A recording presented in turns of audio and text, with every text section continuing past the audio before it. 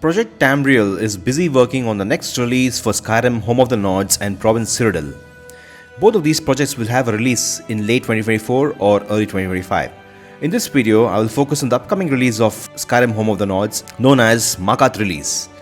We will discuss the geography, the new cities and towns, new POIs, new Reachmen camps, and more. Markarth Side is a large city being added by this release, and I got some questions answered by the devs about the city. We then do some community Q&A and end with dream time as usual. So stick around till the end.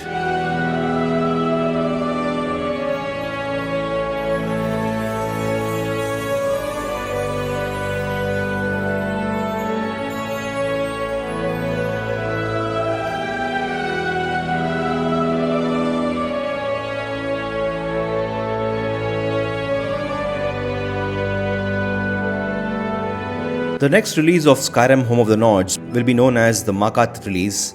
This will include the Sky_MK region as seen here in the map. The region will cover a large area of the Reach in western Skyrim, from Snowhawk Peak in the north to the large city of Markarth Side all the way south towards the town of Burenhall and the border of High Norwald.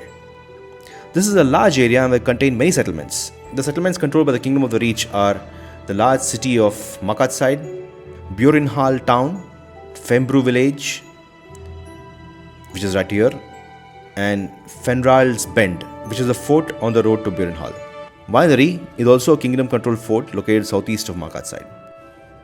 You also have Imperial presence in this release. You have Fort Duskmoth, which is an Imperial fort located southwest of Markarth Side, and you have Fort Jolethe, which is located southwest of Burenhall. And we also have a couple of Reachmen camps here. Kyrak. So Kyrak is a settlement of the Hunath tribe. The Hunath people are Reachmen living in the Warngarth forest, and they are descendants of this tribe. Most of the members of this tribe are openly hostile or at least very unfriendly to outsiders. And then you have the Old Hroldan. This is a fort settled by Bordraig Reachmen tribe. So even the Bordraig Reachmen tribe are xenophobic, distrustful of outsiders, aggressive and stubborn.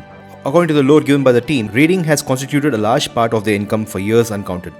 So they keep raiding the Nord, the Breton and the Reachmen villages all over the map. And visiting Kyrak and Old Hroldan fort will be very interesting.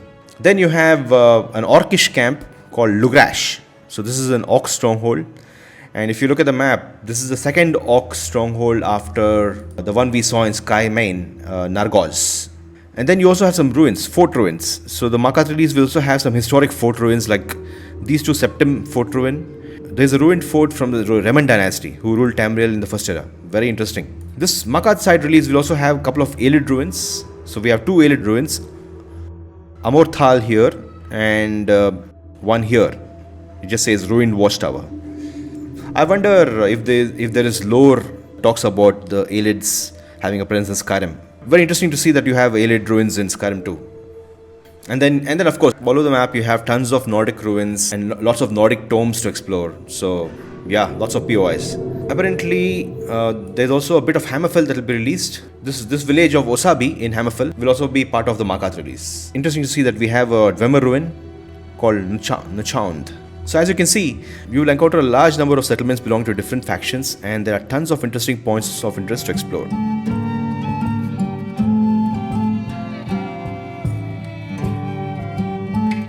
In Project Tamriel, there are no Dwemer ruins in Markarth city, unlike in the Elder Scrolls 5. The Markarth Palace is built on top of a Dirini ruin in Project Tamriel. The Dirini are the ancestors of Britons who lived in the Merethic era and had a presence in western Skyrim. Dwemer ruins in Project Tamriel will go through northern Cyrodiil on their way to Hammerfell and not Skyrim. So we won't see Dwemer ruins in the Skyrim region, but we will see them in the Hammerfell section of the map. This makes sense as per Elder Scrolls 3 lore. The Dwemer had an archaeological interest in Morrowind and Hammerfell only. The Dwemer in Hammerfell are discussed in the Pocket Guide to the Empire 1st edition, which was shipped with the Redguard game in the 90s. If you look at the book, we find this section which talks about a Dwemer clan relocating to Hammerfell, the dwarves. Hammerfell's original name was Wallenfell, named for the Dwemer city of the Hammer, whose ruins lay nearly submerged by the sands of Alikir. Legends hold that these Dwemer were the self-exiled Rorken clan of Rezdain, which is the old name of Morrowind. The Rorken clan refused to participate to make peace with the Dwemer. Thus, the Rorken chieftain threw his mighty hammer Volendrung across Tamriel, promising to lead his clansmer to wherever it should fall. This mythic image has been depicted on the walls of several ruins in Hammerfell. A mass exodus of golden-clad dwarves trudging through the Cyrodiilic forests, Volendrung a falling star in the night sky before them, urging them on. Sadly, these ruins offer no clues to the mysterious disappearance of the dwarves from Tamriel. So there you have it, story about how a clan of the Dwemer moved to Hammerfell. Thus we see lots of Dwemer ruins in Hammerfell. Fantastic. Adding Dwemer ruins all over Skyrim was another retcon by Bethesda in the Elder Scrolls V. And also they never added Dirni ruins in the Reach area. Sadly, the lore of the series went through major changes between Morrowind and Oblivion to accommodate gameplay changes, development constraints and market appeal. Also, if you observe, Daggerfall and Morrowind was primarily a story of political intrigue. Oblivion and Skyrim are heroic blockbusters which are intended to sell to a broader audience in general. I absolutely wish it could have been different. It's just a reality of game development under capitalism that some things get cut if they're not worth the investment. Luckily, we have the amazing Project Tamriel team, and if you like delving into the old lore and want to experience the closest thing we'll ever get to Tamriel as the early games described it, then you'll have to play Project Tamriel.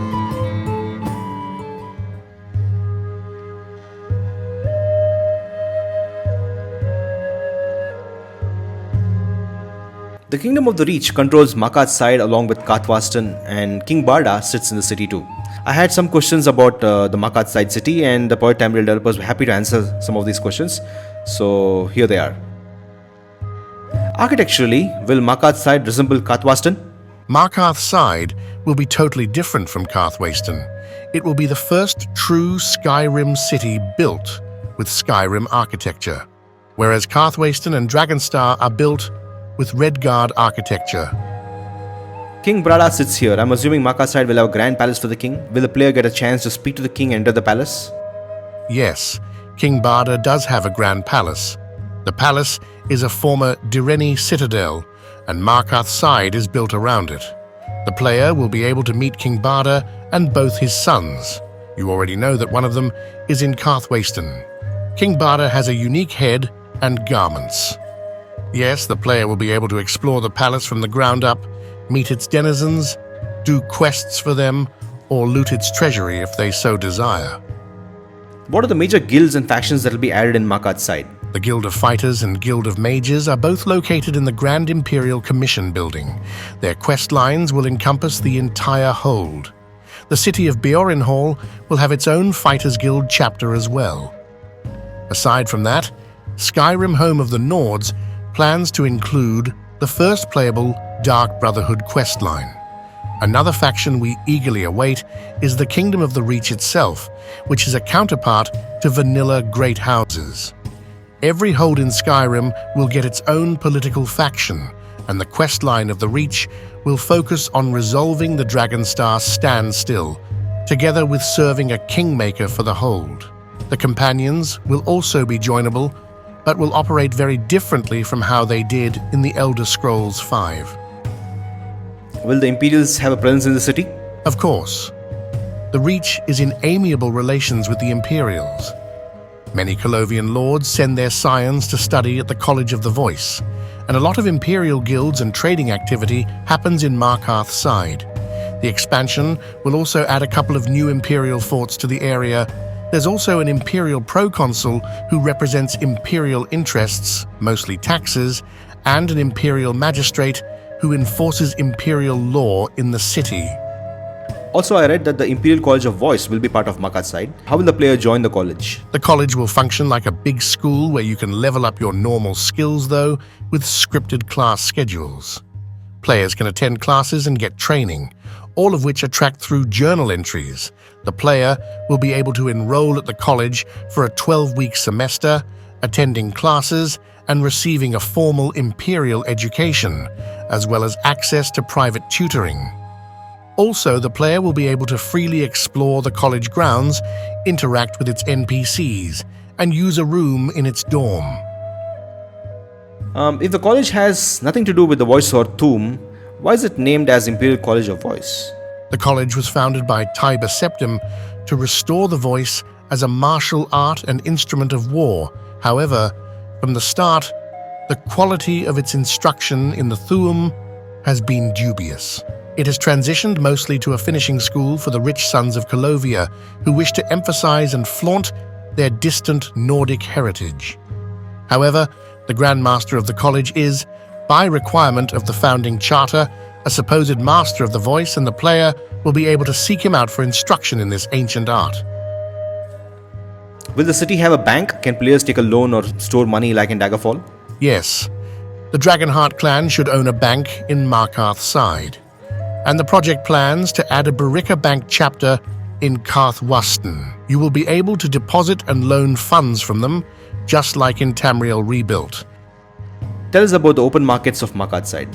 The marketplace in Markarth Side predates the foundation of the city, and there is a convincing scholarly argument that Markarth is the etymological root of market in the common Tamrielic tongue. As the Karth River forms an important trade route between Hammerfell/Colovia/Western Skyrim and the Sea of Ghosts, the traders have a very diverse range of goods on offer. From the city of Markarth Side, can you see the peak of Mount Snowhawk? And are the peaks snow-capped? Yes.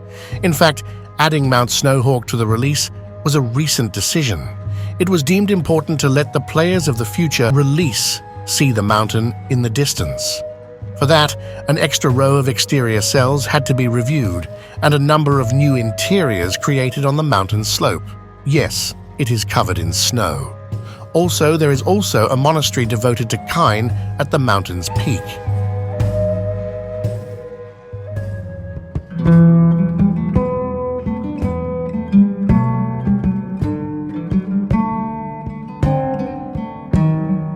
Oh, the most important question, right?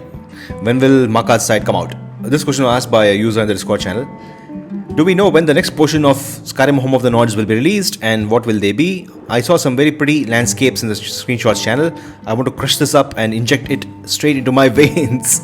As for Markarth development, it feels to be quite far already.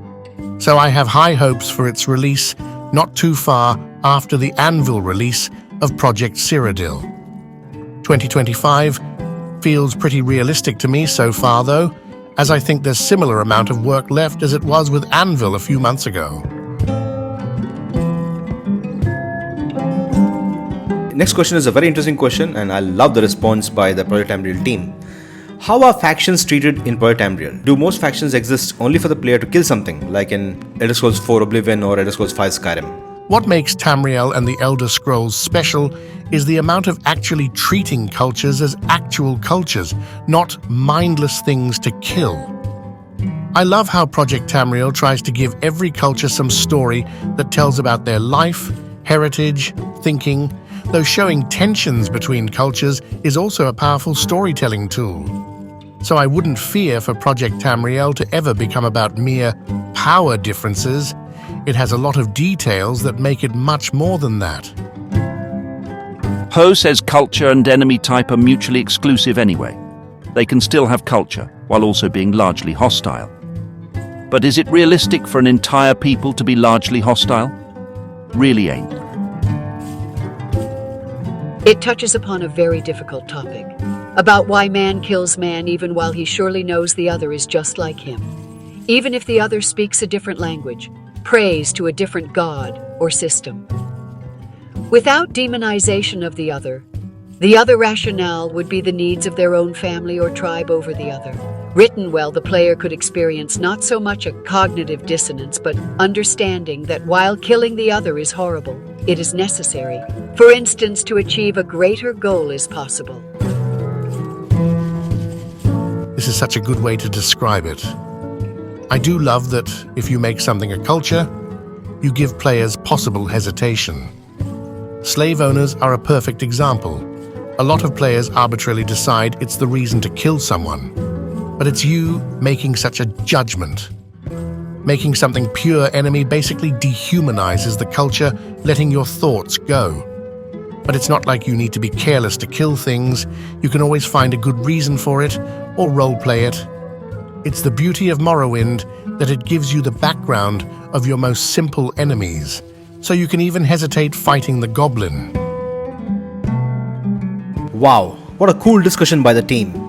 I love how the team has fleshed out the Reachmen factions in Skyrim, home of the Nords. I cannot believe Bethesda made the Reachmen into an evil cultureless forsworn in The Elder Scrolls V. The Project Tamriel team has created 6 or 7 different Reachmen tribes, each with their own culture, needs and enemies. Now, this is a prime example of why many say the world of Skyrim is shallow. One thing is for sure, guys, Project Tamriel is in capable hands. We have a group of wonderful developers who care deeply about the Elder Scrolls lore and are hell-bent on creating a rich game world for all of us to explore. Thank you, Project Tamriel team. I really enjoyed that discussion. Alright, we've come to the end of this month's update. We have exclusive screenshots of the Markarth release. So slap on those headphones, sit back and enjoy Dream Time.